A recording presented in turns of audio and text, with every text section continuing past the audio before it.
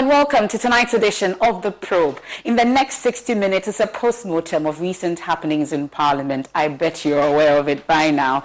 Well, the NDC as a party was hopeful that their side in Parliament will outrightly reject some 6 ministerial nominees appointed by President Akufo-Addo, as well as some justices of the Supreme Court, 2 of them. But it turns out that up to 31 of them, in an instance, when it comes to Brian Echampong, for instance, all defied the party and voted for, that's a yes, for the ministers. And this has not gone down well with the party. A number of adjectives have been used to describe these MPs, amongst others that they are treacherous, traitors, amongst others, a betrayer, amongst others. A list is out going on those who did not betray the cause. We'll take a look at that. But also, there are concerns about whether this particular parliament, a hung parliament, is it a blessing or a curse to us as a country? That and more we're taking a look at tonight here on The Probe. I introduce my guests to you when I return, but of course I have with me in the studios already Dr. Rashid Rahman.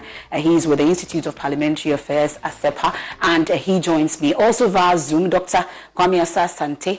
He's a political scientist with the University of Ghana. He joins me also via Zoom. And then we'll have the communications officer of the NDC, Sammy Gyamfi, also joining us at some point. We'll also have Jifa Gumashi, the Ketu South MP. She's been named as one of the MPs that did not betray the cause. She will also join us for how she did it. We'll be joining her via Zoom as well. And Franklin Kujo, Imani Africa, will join us also at some point here on The Probe. It's a packed show and it's a post-mortem of all that has been happening in Parliament in recent times. You want to stay here. This is a Joy News channel. We're also live on Joy 99.7 FM for our radio audience. On DSTV, we're on channel 421.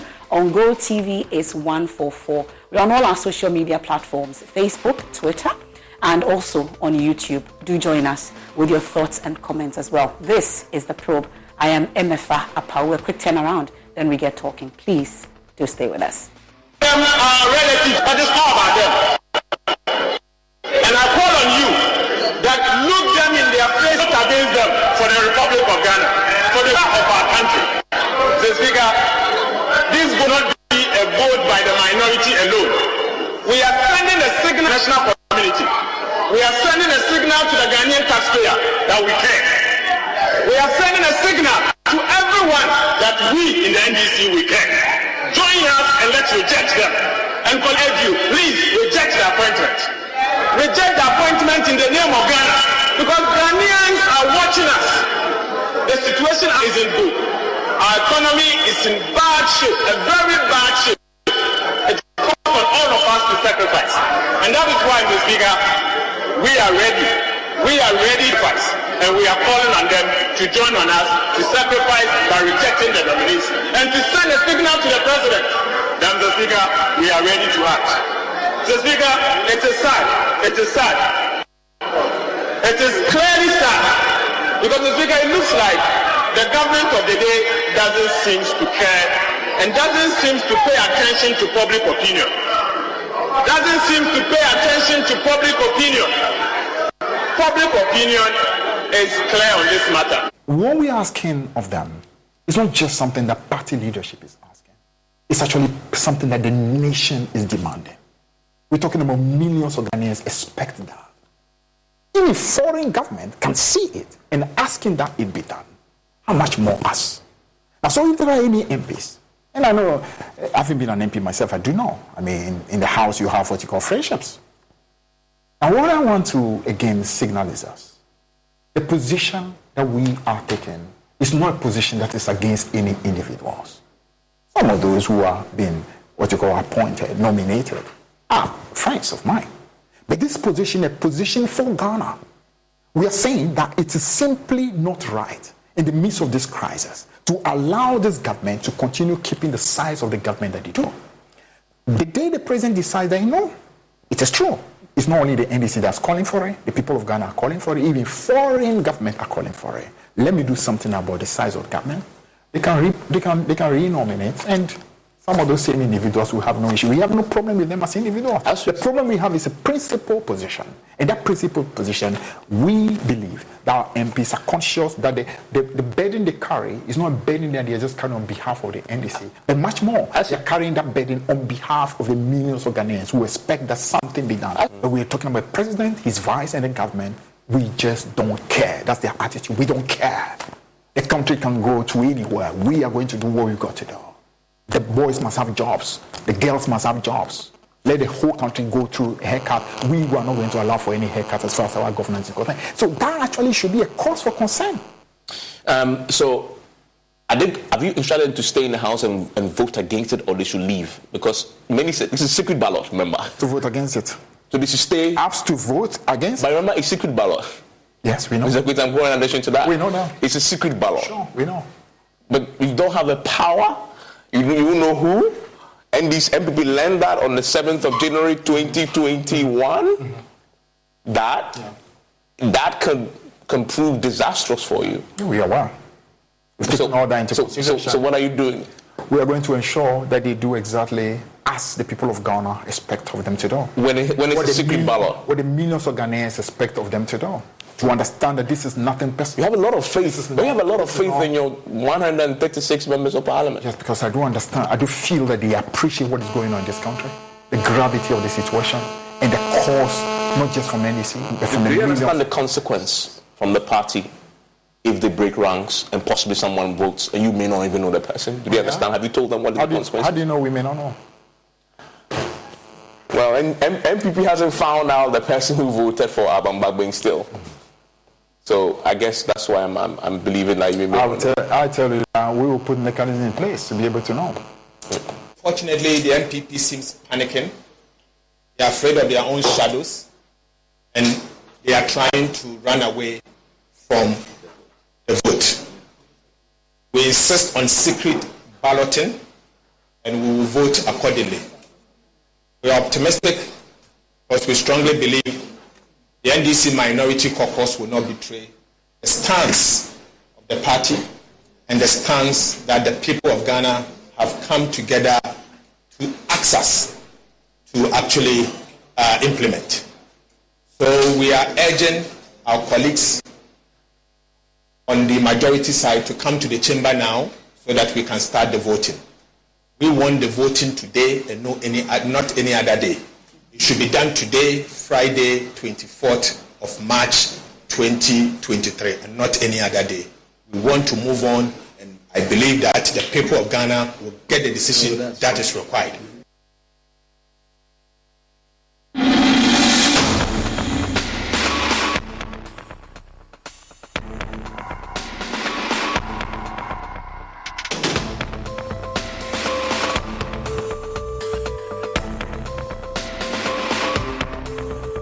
This is The Probe. You're welcome back, and I'm sure you've been hearing some of the sounds just before that particular vote that has got the party and also the flag bearer hopeful John Dramani Mahama all disappointed. We've been hearing from some MPs as well, and also I've been monitoring the status, for instance, of the social media pages of the General Secretary of the party, Fifi Kwete, and a number of names have been put out so far for not betraying the cause. All that and more we are taking a look at tonight.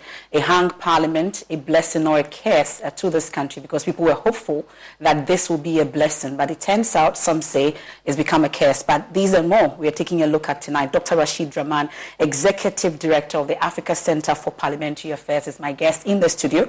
Also on Zoom we have Dr. Asa Sante, Political Scientist, University of Ghana. I also have Franklin Kujo, President Imani Africa, joining us via Zoom.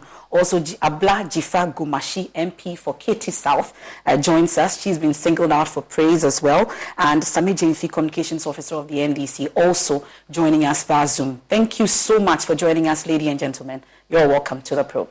I'll have to test your microphones if you have to unmute so I can hear you. Welcome. Good evening. So, thank you. Yeah, I'm good with Franklin. Franklin Kujo is good. Dr. Asasante. Hello, good evening. Okay. Abla Gumashi is also good. Welcome. Good.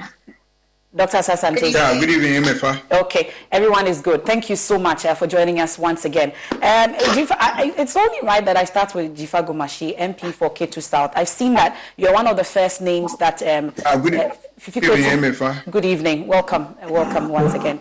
I saw that you're one of the first that Fifikwete posted on his status for not betraying the cause.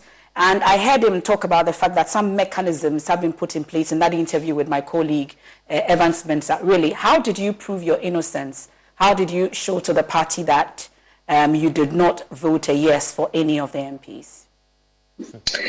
Thank you very much, and good evening to my co-panelists and, of course, the listeners. Amafa, before I answer you, I want to, on my own behalf and on behalf of all of us, apologize to the NDC fraternity and also Ghanaians who were expecting us to do A and we did B. And now coming to your question, as the General Secretary said, he had put in some mechanisms to be able to confirm whether we fell in line or whether we did what the Ghanaian people were expecting us to do. And so I just say that it was out of conviction that I decided to follow the instruction of the party and also the wishes of my people in Ketu South. So I was wondering how you proved your innocence to Fifikwete or the party that you went according to what the party said you should do. You asked me to put out in the public domain a company secret. Because I'm just wondering, because a number of names have been put on his status. I've seen some also videoing or taking pictures of their vote, and it's public now. So I'm wondering if you did same. Is it the case that you were all asked to take photos of your vote and send to the party, or how were you supposed to prove your innocence? I will leave that to the party hierarchy to decide whether they want to make this a public thing or what they told us, either individually or collectively. But I am admitting that we were expected to show some kind of proof. But personally also, I had made a decision whether we were asked or not to keep some record of the sort for myself. Because as you recall, in the last election that happened in the chamber, we women were blamed for some underhand dealing. And it traumatized me. And so I had made up my mind that there shouldn't be any secret balloting. Whatever anytime I vote, I must keep a record. Okay, well, but what could have gone wrong? I know you've been apologizing on behalf of your colleagues, for instance. It looks like there were marching orders given to all MPs on the minority side. You even had your chairman sitting right opposite all of you, ensuring that you abide by the directive or the marching orders that were given. What do you think could have gone wrong? You know, from the experience I've had in the last 2 years, and lots of things go into the work of Parliament. And I've had calls to put on my Facebook page asking the question whether this democracy is not a scam. Because you see, you have in the chamber 275 grown men and women with their own minds, with their own convictions and beliefs, who have decided to come into Parliament on the ticket of a party.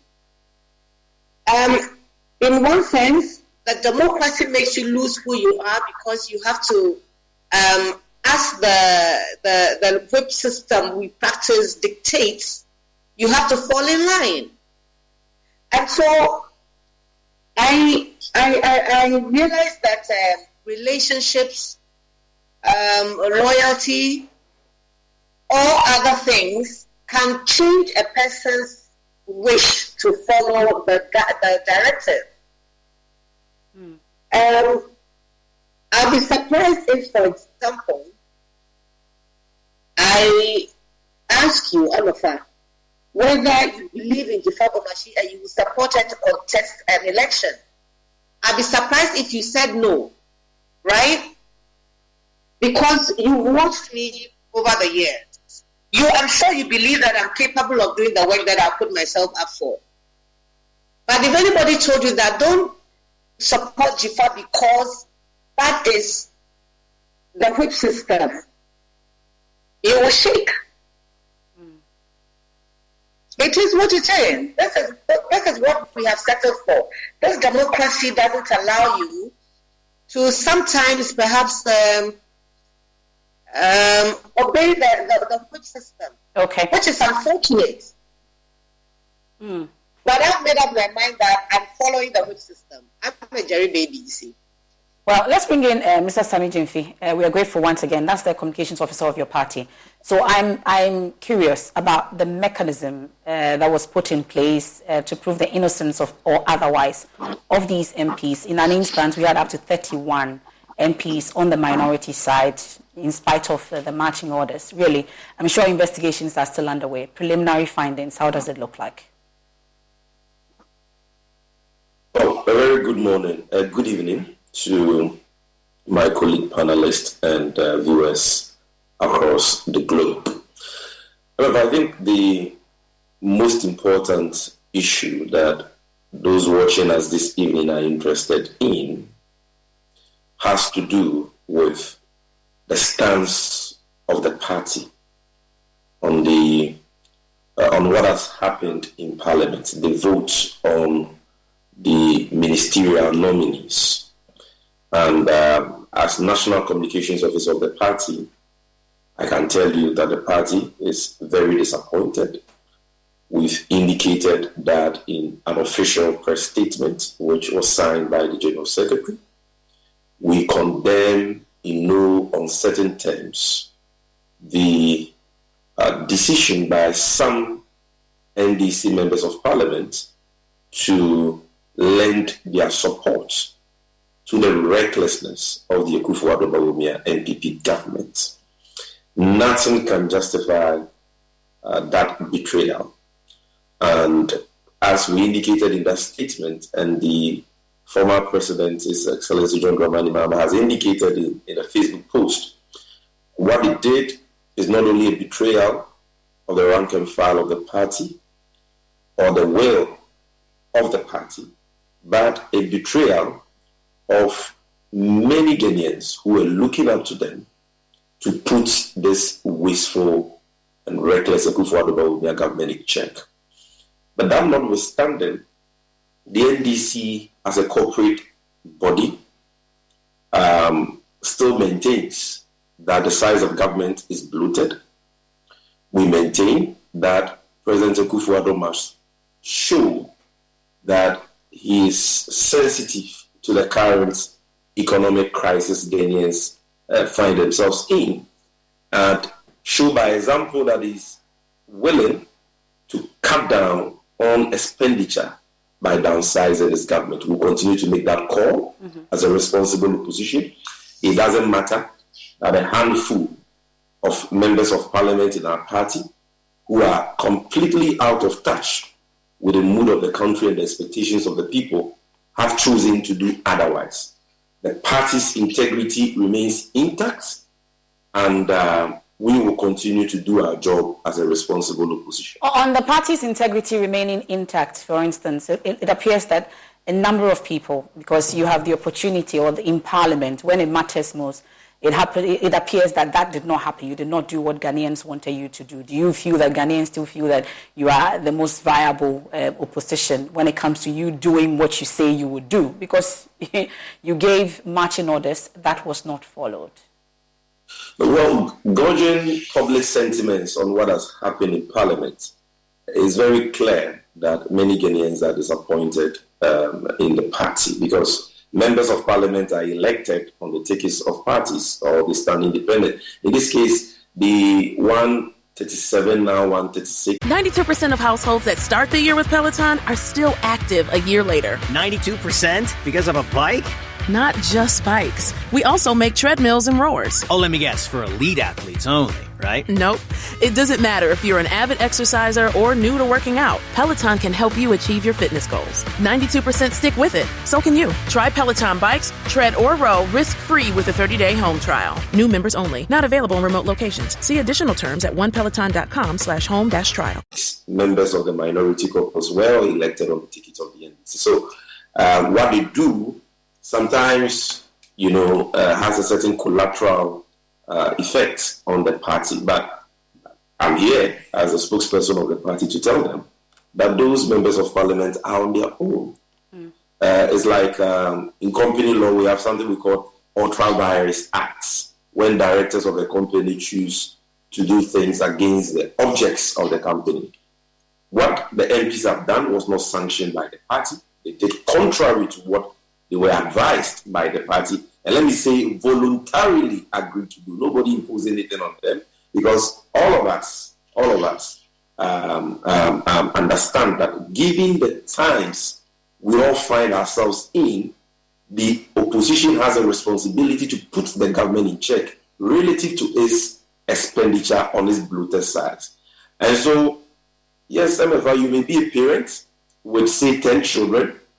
You can give an advice to your children not to take marijuana when they go to school. 10 may listen to you, 2 may decide to go contrary to your advice. It doesn't necessarily make you, the parent, a weed smoker. So, yes, they have gone contrary to the advice given to them by the NDC, the parents, in this context. But you should have known. You should have known the children. You should have known the children that you have, because this is not the first time they've defied you. At least with the last one, we know about the Hawa Kumsin, Kojo Oponkroma, Ekokutefiye vote also. It's the same thing that happened. And then the fact that your child refuses for some, this is a wrong call in the first place, because you know the children that you have. Why give them such a call? You don't give up on your children. A parent must always continue to give guidance to his or her children, irrespective of whether or not they listen. So you remain, as a party, you remain confident in the MPs that you have in Parliament? Not all of them. Not all of them. We are confident, at least in the 98 members of Parliament who stayed the course. You know all of them? You know all 98? You know all 98? We don't know all of them. It's impossible to know all of them, but we know some of them. Okay, and we salute them for their patriotism. What they did was not done for the NDC, they did it for Ghana. And especially the leadership of the caucus, let me put it that way. We are very much confident in them. They did what was expected of them as leaders. And so, Honorable Dr. Tofosin, the whip, the deputy minority leader, all of them, they've done excellently well, and we are proud of them. As for the few who decided to allow their own personal parochial interest to override the collective interest of the party and the interest of the Ghanaian people, we leave them to their own conscience. Do you have any suspicions? I'll leave you to think about that. I'll come back to you on because I've seen some names, and whether you have any suspicions in terms of those who went contrary to the marching orders. But Dr. Rashid Rahman, you have followed Parliament. Since we had a hung Parliament, you've had all kinds of expectations from the MPs in there, but you've seen happening so far. You're still confident that this hung Parliament is actually a blessing or a curse to us? Yeah, MF, I think the hung Parliament is very much a blessing to our democracy. The parties are having their ups and downs. Let's maybe compare January 6, the morning of January, the night of January 6 to the morning of January 7. The NDC was celebrating when some members of the MPP caucus joined them to produce what we have as the current speaker now. What is different with what happened on Friday? Because we were saying at the time that we salute those MPP MPs who defied the orders of their party to vote their conscience. And I think that's the same thing that is being played out right now. And for me, I think you asked the communication officer the question about the kind of pattern that we are seeing. We saw that during the first vetting and appointment of ministers and so on, and we have seen that now. For for me, I think the message that this sends clearly is that the party and the caucus is not very much in sync. Look, when a government is in power, there are two ways of holding the government, two ways of assessing the performance of the government that's in power. That is the performance of the executive, president and his ministers, and the performance of the caucus in parliament. But when a party is in opposition, I think the only way that citizens, in this case, Ghanaians with NDC, the only way to assess the performance of the NDC is not what happens where the communication officer sits and where the general secretary and the party chairman sit. It is what happens where the 36 members of parliament sit. So that's why it's important that we see the performance of those 136 MPs as a barometer for whether they can be trusted to be the next government or not.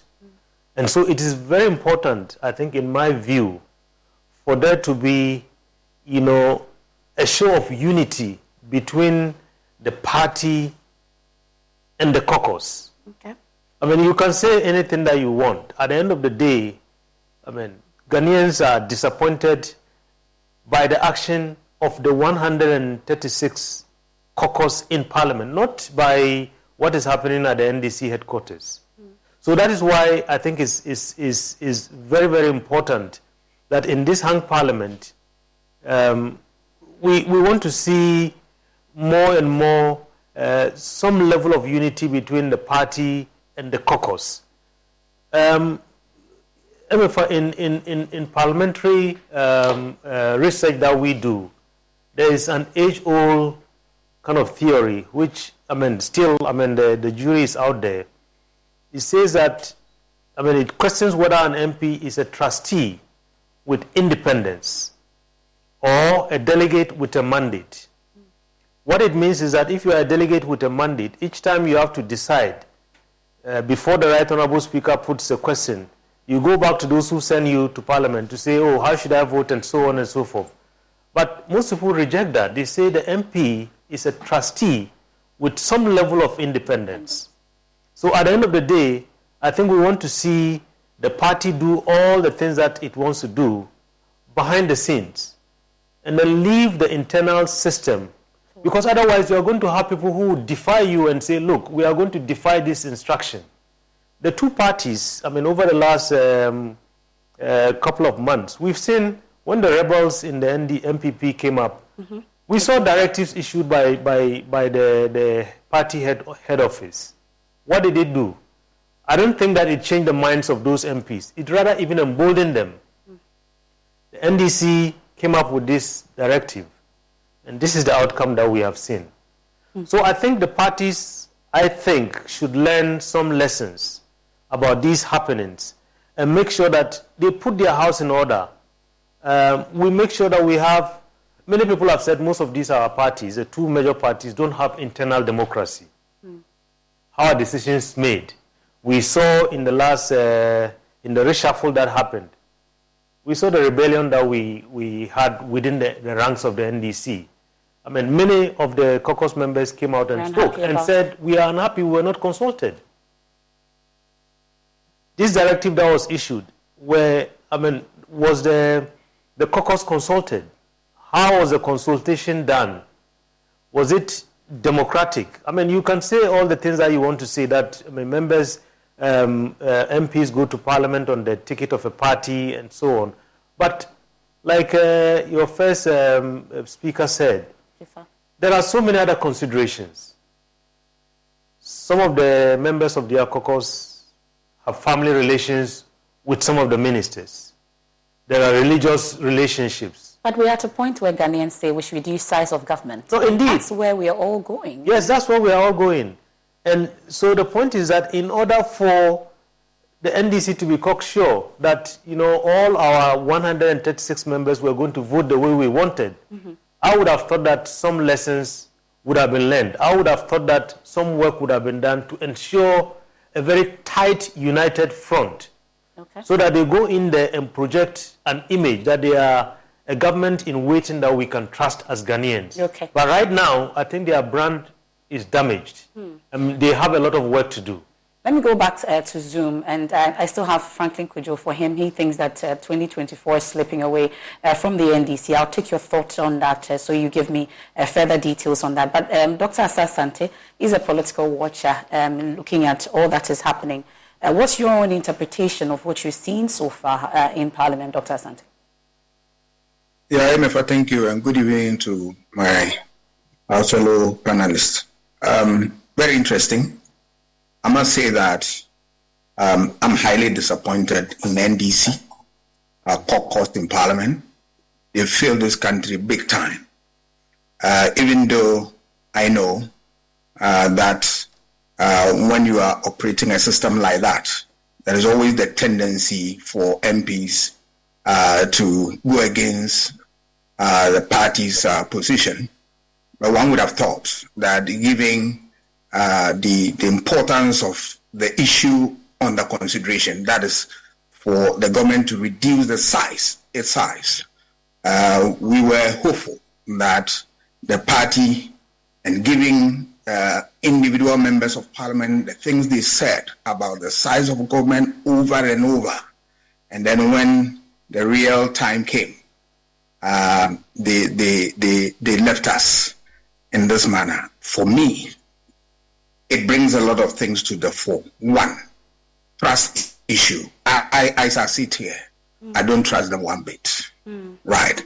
So is the NDC MPP majority in Parliament. We've seen them in a number of issues. Let me start with the NDC. All right. We were in this country when Minority Leader Mr. Haruna Iddrisu said that the party was going to make sure that the VAT will be thrown away and that they are not going to accept that.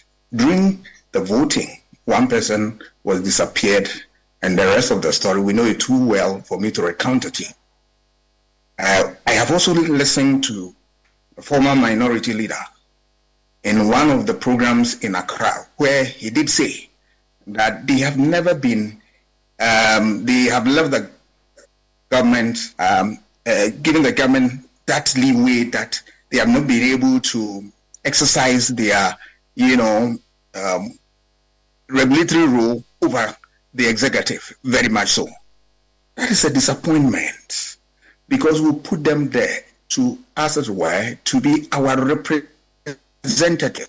Members of Parliament represent our interests, our opinions, and aspirations. So they don't go there and then champion their cause. What did we see here? They left us. Now, all the talk that they make in Parliament, for me, anytime they speak like that, and forcefully, I will take it with a pinch of salt. Because when it matters more, I know they will leave us down.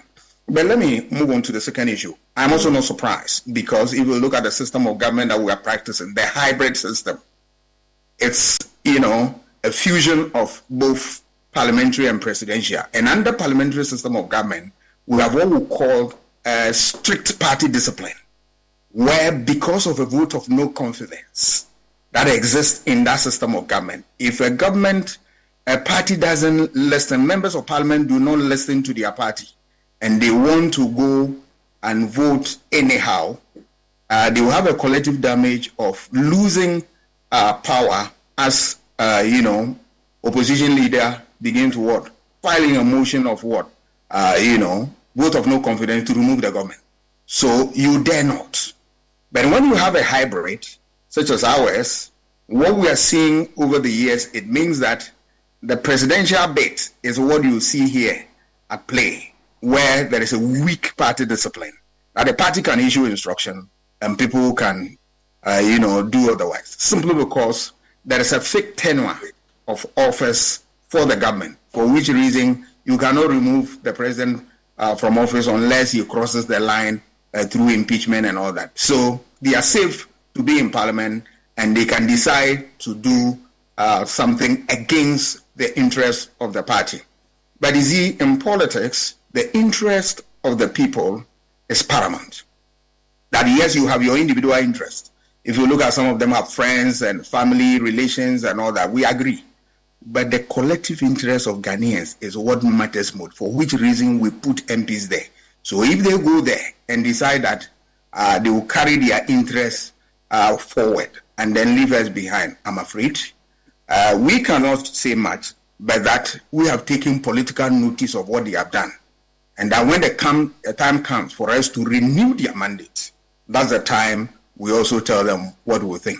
But back to the issue of, But just before you go in there, Dr. Asante, it appears that we are actually being unnecessarily hard on the minority, holding them to a higher standard, when in fact there's a government that we elected that we should be holding accountable, really. Is that not the case?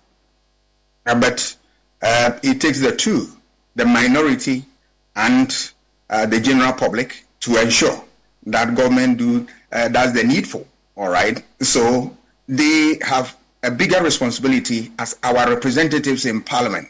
Remember that we are operating a representative democracy, that all the 32 million Ghanaians cannot be in parliament, but that we have selected them to go and represent us. So it is incumbent upon them to do a lot of things that we want them to do.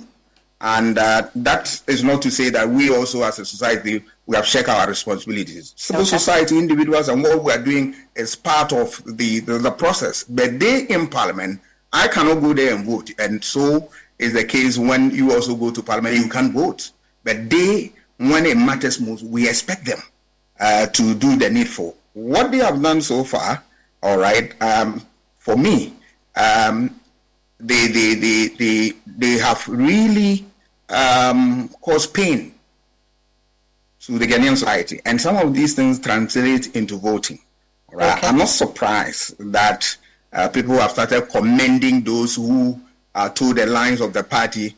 I don't know how they were able to get those who really followed the party directives.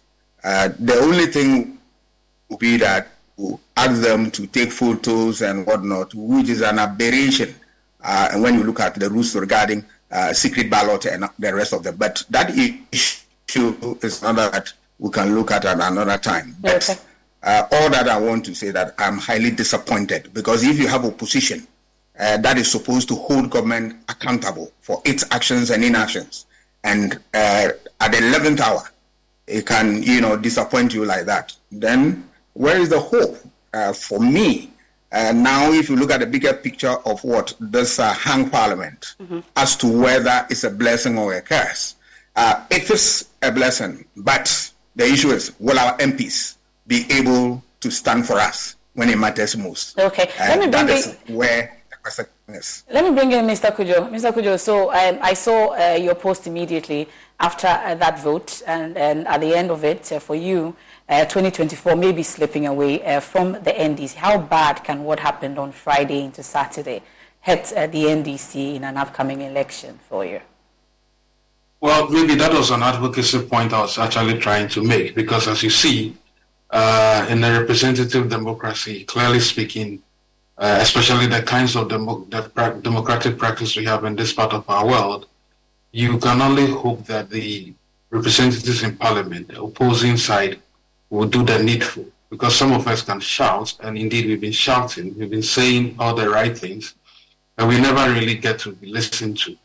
So the last defense, the last form of defense, is the representatives in parliament, and they have all the arsenal, they have all the research, they have all the arguments that have been canvassed by civil society actors and indeed ordinary Ghanaians.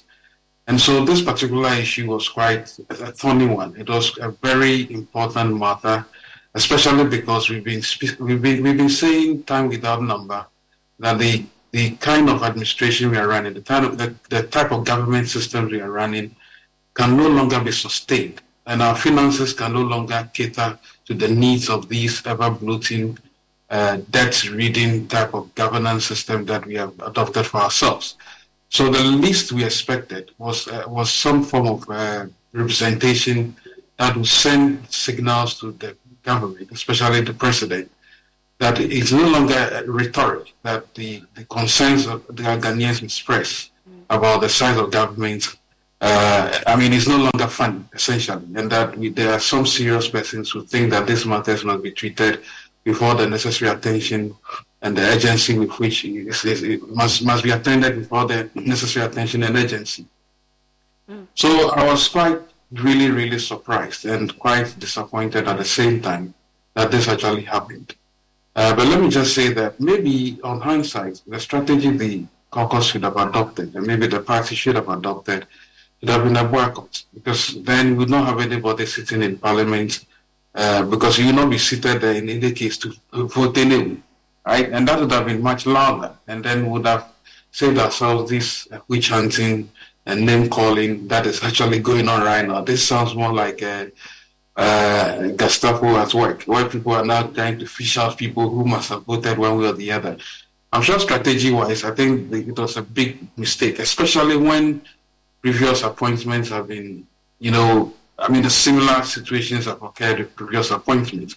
In a hand parliament, the opposition essentially would have the powers of, blockade in terms of the financial plans or programs of the government, call for a proper review, or just review, make sure that the people that the president brings as ministers are properly vetted. And of course, the power of censure. I know the opposition has exercised the power of censure once. They were not successful.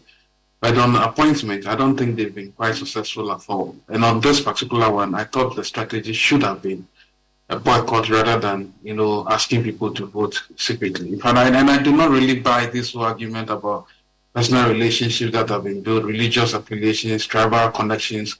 It's actually quite frankly silly, because you see, we are trying to build for ourselves a country and a democracy that is devoid of conflict of interest.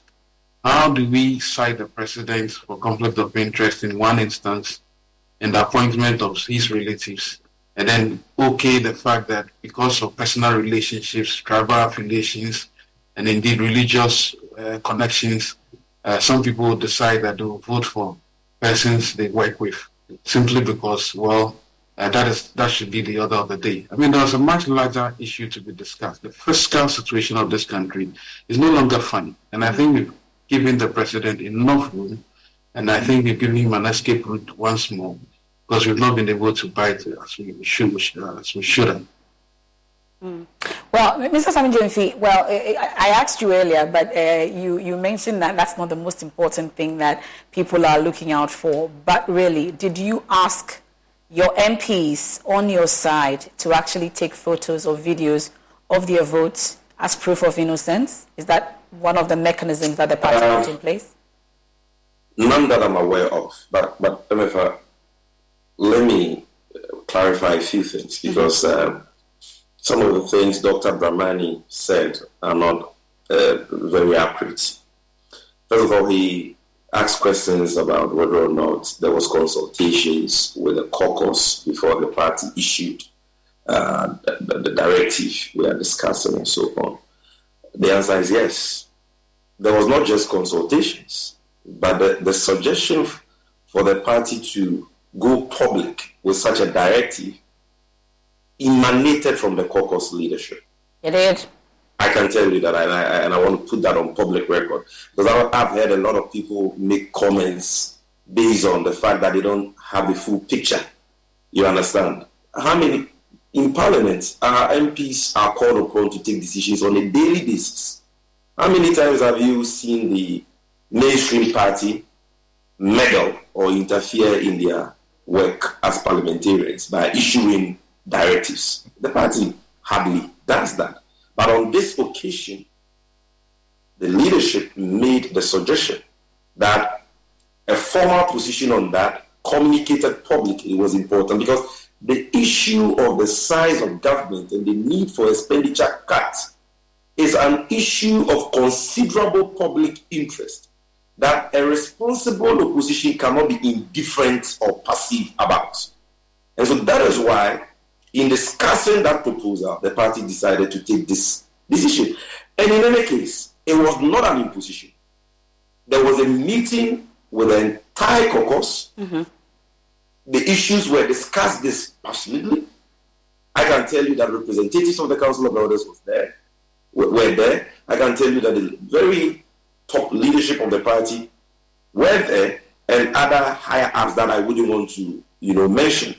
None of the members of parliament disagreed with the suggestion of their leadership and the party. None of them raised any issues. And so let's not make excuses for the few members of parliament who have elected to become accomplices to the recklessness of President Akufo-Addo. That's number one. Number two, there is no parallel between what happened in the case of the election of the Speaker of Parliament and this particular matter, the vote of the ministerial nominees. What's the difference? The vote for speakership, what was the public interest in that matter? It had nothing to do with issues that affected the economy, affected living conditions of people. But you benefited from a person from a betrayal, like you've described it, a treacherousness amongst others. You benefited from it back then. No, what we are discussing is not just a betrayal of the party decision. Let's get it correct. It's not a betrayal of the party decision. It's a betrayal of the pervasive sentiments of the people.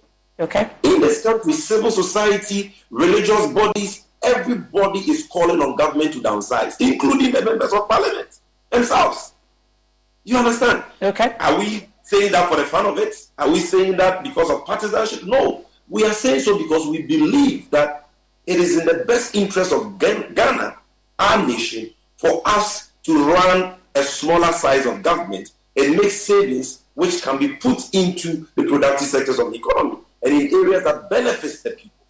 And so if you betray a position that you were part of, its formulation on this matter, you have not just defied the party directive, you have betrayed the people of this country, including your constituents. Finally, I disagree again with Dr. Dramani when he says that the only way, and the emphasis is on what he said, the only way to assess the performance of a party in position is by assessing the performance of its caucus in parliament.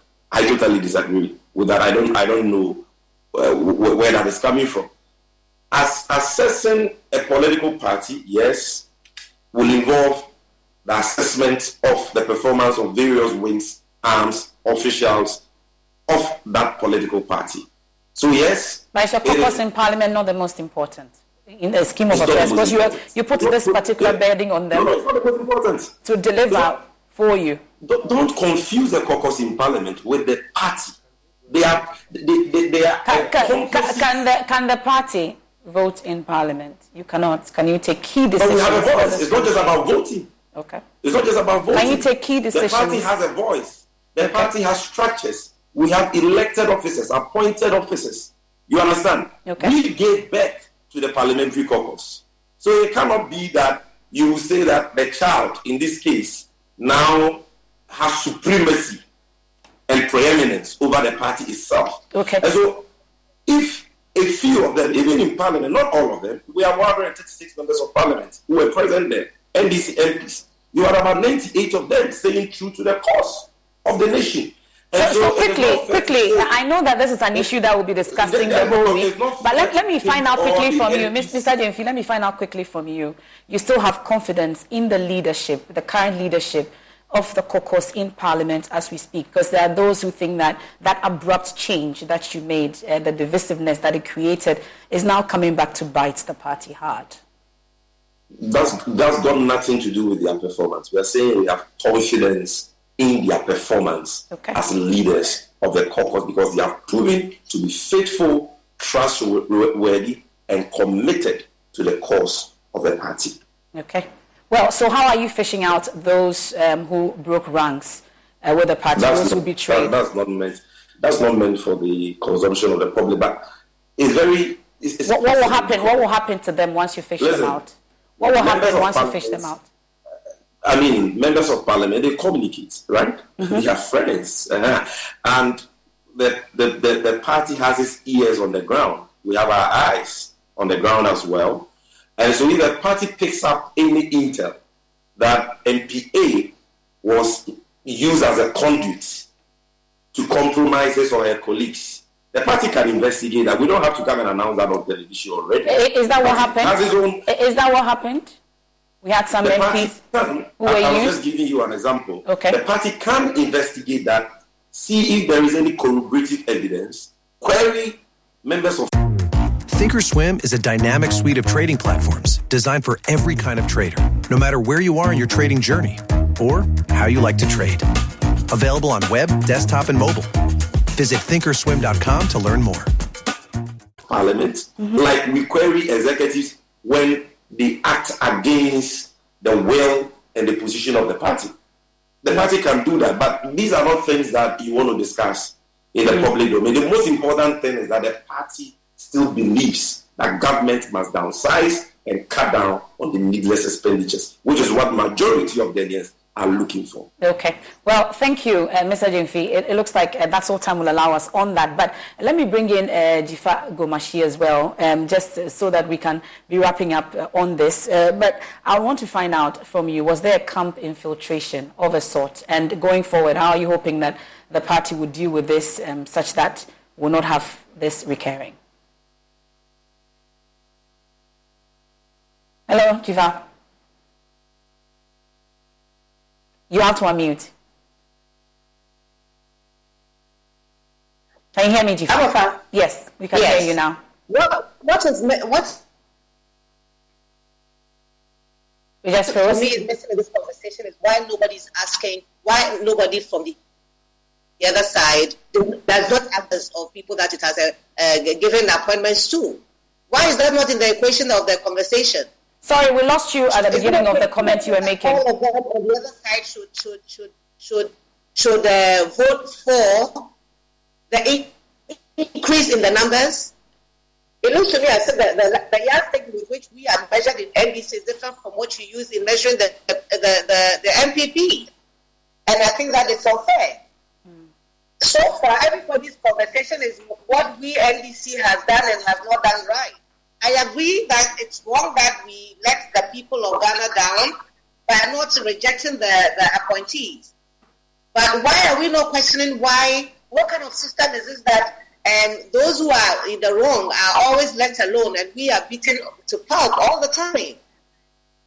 And anyway, in any case, I'm hoping that my colleagues and I have learned a serious lesson, and going forward, that we carry that. Unfortunately, we keep losing you along the line, but I think that she's made the point, but I was hoping to hear whether there was a camp infiltration and what actually happened. Quickly, did you hear me? Because we froze along the line. You were saying that why are we not blaming the majority side? What did they do? Why are you not using the same yardstick? Ghana says you throughout this conversation, you are all saying that the people want the government to downsize the number of people that it has appointed. Mm-hmm. It is the responsibility of all 275 of us to ensure that government does right and listens to the people of Ghana. It shouldn't be just the NDC listening to the people of Ghana. That's true. Were they also not voted for by the same people of Ghana? Okay. But Dr. Draman, Dr. Asasante, Franklin Kujo, so you've all heard, at least they were rebels at some point. They should have also rejected it. Maybe a minute each. We can go around on that. Yes, I think for me, I want to raise, because my interest is, a strong parliament. Mm-hmm. That's all I've been doing all these years. So, it doesn't matter whether we are talking NDC or MPP. I'm just looking at parliamentary procedure and how we can strengthen the workings of parliament to have a very strong parliament. My question is, look, maybe picking up on what Honorable Jifa has said, might it be the case that there were some MPP MPs who also voted against, because they mixed the ballots. Mm-hmm. So we don't know how people voted. So it is unfair, for instance, to say 31 MPs from the NDC side voted with the MPP. Okay. there are rebels in the NPP as well. You had 135 on that side and 136 here. Yes, so but taking it out and doing the yes, I mean, we are just... Anyway, they were rejected ballots as well. And then we are just doing a simple kind of, assuming that the MPP voted in block, in one block. No, the ballots were mixed when they were being counted on the orders of the Right Honourable Speaker. So we don't know how MPP voted, and we don't know how NDC voted. Granted, I think there were some NDC MPs who voted with the MPP, but it could also be possible that there were MPP MPs who voted against their own people. Okay. I mean, that's the first thing, the first point I want to make. The second one, MFI, is that I think in a hung parliament we have to manage expectations very carefully. I mean, you are not too strong, you are not also too weak. There are certain things that you can do, and there are certain things that you cannot do. And so I think for me, the parties have to go back to what we've been calling for right on day one. Consensus building, trying to work together, because we have imposed on them a kind of system where we are telling them that go and work together, go and find a way to live with each other. I mean, contrary to what they've been used to over the past 20-something years, where they have the convenience of a majority at one point, the NDC or the MPP. Now we are giving them the inconvenience of saying, go and find a way to work together. And I think that they are finding it very difficult. That is both the NDC and the MPP to accept, And I think until we get to that point, the surprises are going to keep coming. Oh, it could get worse than this. It could get worse. And I can tell you that we could wake up in the next parliament and see one party in the Jubilee House and another party in parliament. And that's what's going to make our democracy more interesting. Dr. Asante, how would they gain your trust in a minute, under a minute? It will take them a while for them to gain my trust. Simply because I'm following them, and consistently they've disappointed me. But I have no alternative than they being opposition who hold government to account for its actions and inactions. It's my hope and prayer that next time when an issue crops up like this, they will do the needful and then vote in the interest of Ghanaians. If they want to consider their individual interest, they will get it wrong. Let them remember that when it comes to voting, when we want to renew their mandate or throw them away, they should know that we have the power to do so. Now you can disappoint me, but when it comes to election, I'll vote you out. For me, that is the message that I want to send to them, that there is a day of accountability, and that day, the day for the voter. Franklin, I'll give you the final word. Well, certainly when parliament is useful, it's beneficial to the people.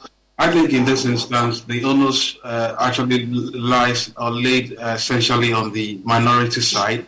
It was a numbers game, and I think they should have exercised that opportunity.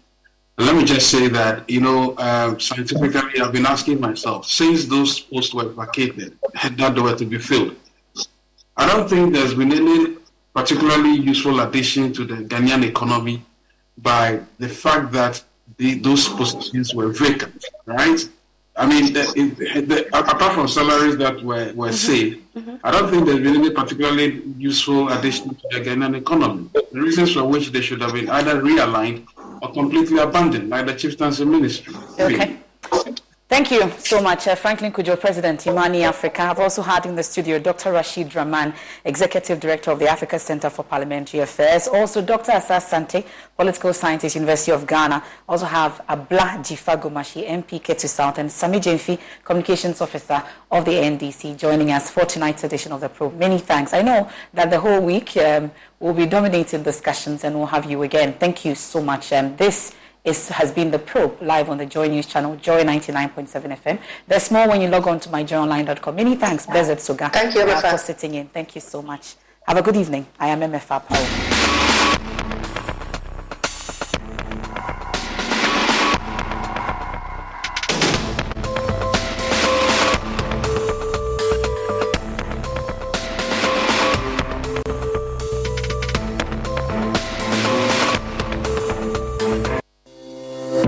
Crystal clear and thrilling